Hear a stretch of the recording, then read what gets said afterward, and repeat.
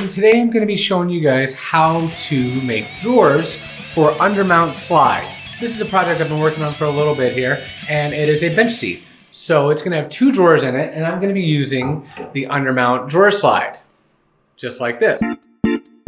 I have links down in the description below of what slide and all that and where to get them. Now it's really tricky because you want to make sure your slide is capable of handling the drawer box thickness. So they do make two different kinds of undermount drawer slides. One is for 1/2 inch material or 5/8. So basically 5/8 and under, and one is for 3/4 inch material. So be sure I'm using the 1/2 inch for all my measurements I'm about to show you how to get, and the slide I'm using is for 1/2 inch material. And it should say it at the place you're purchasing the drawer slides of what material thickness. Now, let me show you. Okay, first you're gonna wanna take your opening measurement, and that's gonna be pretty much where the drawer is gonna be sitting in your cabinet. Ours is exactly 20 1/8 of an inch. So we're gonna have one drawer slide set up over here, and then one set up on the other side. Our opening is what we need for the measurements. We don't need to worry about our drawer slide at this time. It's very easy to just plug it in to a fraction calculator. Once again, one of my favorite calculators out there. It's free, and it's, you know, really handy. So I'm going to be putting in 20 1/8. And then now for my front of my drawer box, to get that measurement, I'm going to subtract, and this is my front and my rear of my drawer box, similar to the picture right here. So 20 1/8, I'm going to deduct 1 inch, which will be my two sides and my thicknesses of my material, which I'll have it all drawn out right here. And then 5/8 in total for the drawer slide. So it's 5/16 per side of the drawer, so total is 5/8. So I deduct that, and it's 18 1/2. So that is my drawer front and my drawer rear for my drawer box. When using the 5/8 inch slides, this is going to be the calculated formula you're going to use every time. You're going to subtract 1 and 5/8 if you put the drawer box together like so. So on both sides of my drawer, to figure out that measurement is all about what the drawer slide is. The drawer slide I'm using is 21 inches, so therefore my material is going to be 21 inches long.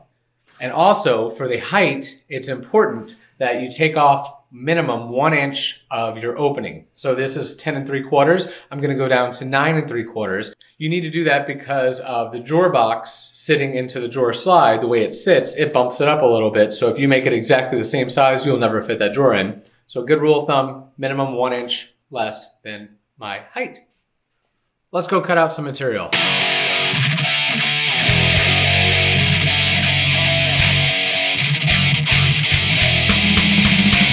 Okay, so all of our parts are cut out. As you can see, I have way more than the amount needed for 2 drawers.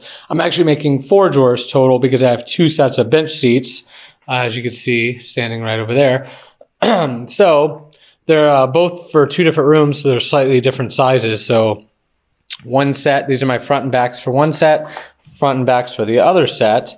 And then this is all my sides, which are all the same. So I've got 8 of those, 4 of those, and 4 of those. So if you're making just 2 drawers, you would just need 4 of these, 4 of these. Or if you're making 1 drawer, you just need 2 and 2. So now we're ready to set up the dado, and I'll show you how I do that. All right, so for the dado, I use a really cool forest blade that I've got. I'll put a link down below. This comes in a 2-pack, and basically if you set them up a certain way, you get 3/8 of an inch dado, and then if you set them up the other way, you get 1/4 inch dado, and then if you just do one singular, you get a really popular, what I like to use it for is the 5.2 millimeter, 1/4 inch technically, that you can get at your big box stores. It's not quite a 1/4 inch, it's a little less, so the single one works really well for that because it's just under a hair of 1/4 by itself for the thickness of what it cuts. Versus your standard blade, which is very, very tiny. I will set this blade up to cut right about half of the material away, about a heavy 1/4. I like to do a little more to run my dado. So usually for that, I just set my board next to it and kind of just judge. You know, hey, that looks like a good height. A little over past center, and it won't go too high to make it weak, and just right.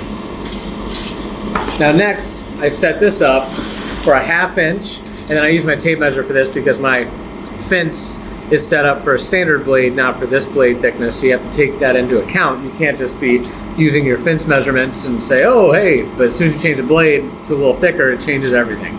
So I'm gonna use my tape measure, set it up right at a 1/2 inch away, because you want it to be a 1/2 inch set, the dado right in here. And I'll show you right now.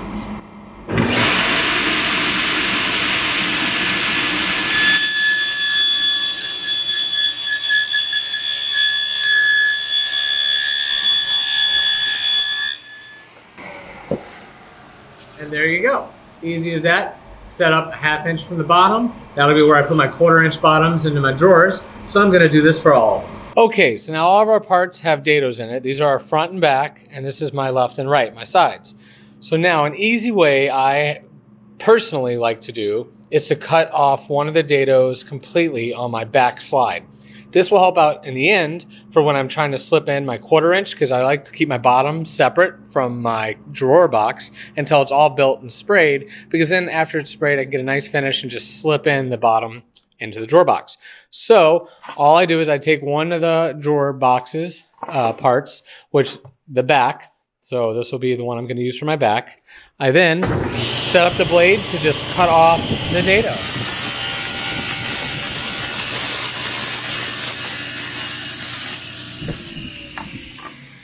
And simple as that. So now when it lines up, it will leave me a spot to slip in the back, the 1/4 inch, and then I'll just staple it to the bottom, which I'll show you when I put it all together. This also allows for the undermount drawer slides to easily be installed versus having to cut out notches and all that good stuff. So let's get to building them.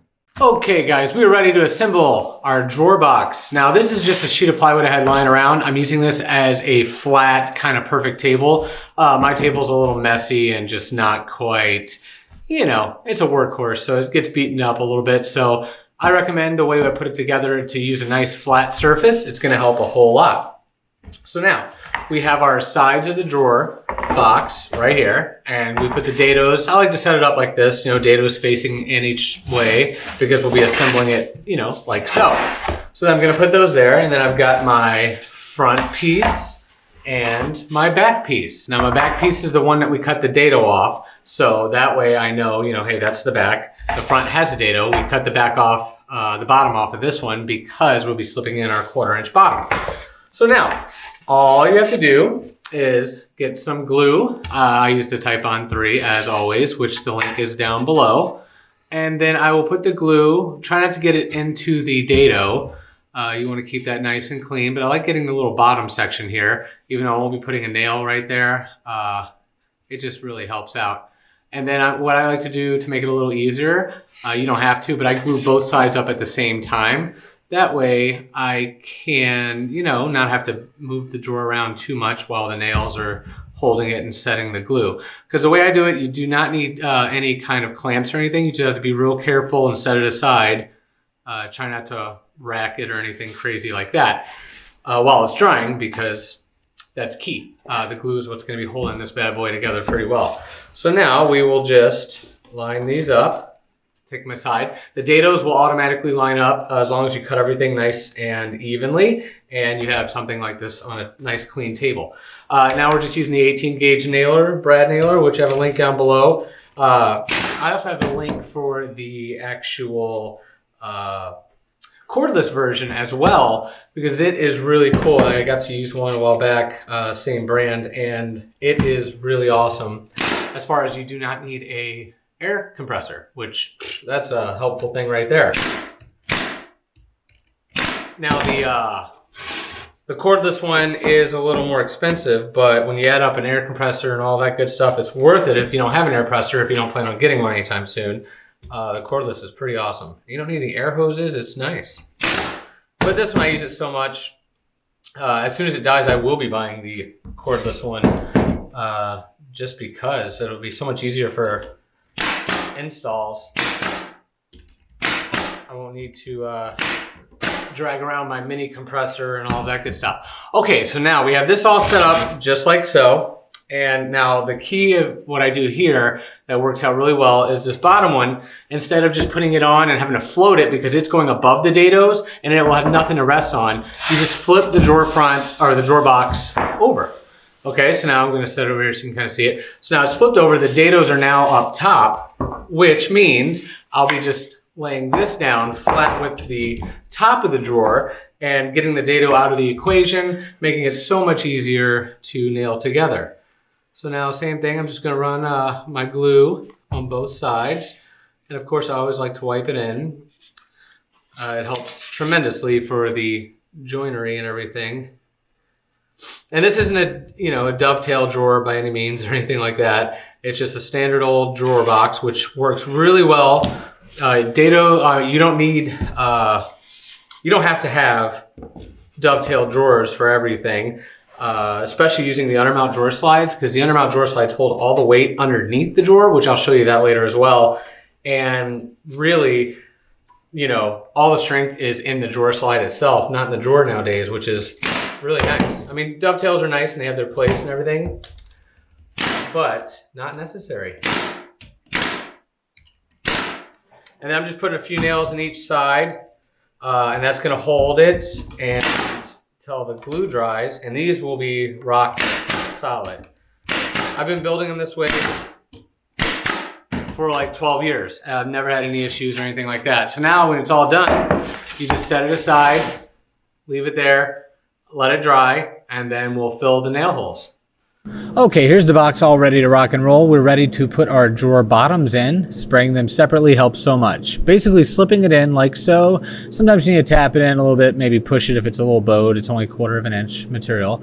So then after you tap it in a little bit, you're going to use a narrow crown stapler right here. I'll have a link down below of where it is. And it just shoots some nice, I think I used 5/8 inch staples for this. Just pop a few in on the bottom. It holds up really, really well. You'll be surprised. And then the drawer slide itself is going to actually hold as well along the sides of the bottom. So after you tap that in there, you check it out and you say, man, that looks great. So now we're ready to drill our holes in the back of the drawer box, and that is with this nice little jig. I have a link for that as well. You could also do some measuring and do this by hand. I believe it's a 6 millimeter bit. For the drill, but this one comes with a nice little stopper. It's got these little grooves that you bump it right to the side, boom, and you start drilling it right in.